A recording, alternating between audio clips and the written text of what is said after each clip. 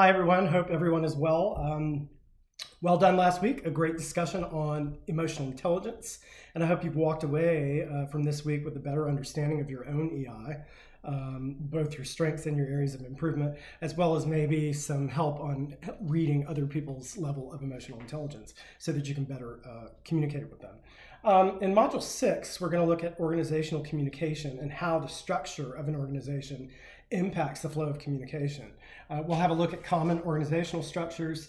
And as we've discussed in previous modules, communication is really one of the most important elements of an effective organization, be that a team, a division, or an organization as a whole. I've been in several organizations throughout my career, and communication, as you can all probably attest to, really is one of the most important factors.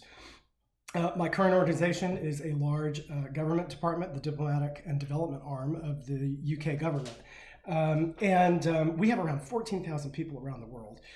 So as you can imagine, communication has to be really strong to keep that many people working toward that common goal. And it is. We recently merged with another large part of the UK government. And this was a massive undertaking with less than 2 months to get it together. But comms from all levels were consistent, clear, they were reassuring, they were informative each step of the way. And obviously there's still a little bit of uncertainty, but we've managed a successful merger, and we continue to work toward that common goal. Now, where organizational structure is concerned, that current organization that I'm telling you about is very hierarchical, which most government organizations tend to be because generally they have to be. The benefit of hierarchy, though, is that we know exactly where to go for information, decision making, stakeholder management. It really does work brilliantly.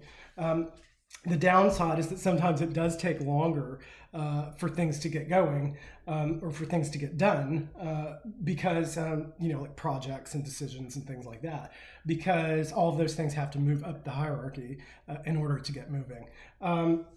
But I've been in organizations that were more matrix-like in their structure. People had dotted reporting lines and shared responsibility, which sometimes led to a little bit of confusion, and it did impact the flow of communication.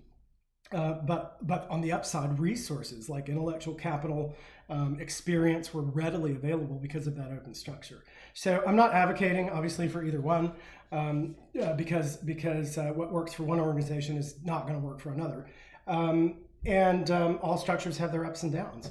The key here this week is to look at not only the structure, but how communication works inside it, both on the positive and the negative side.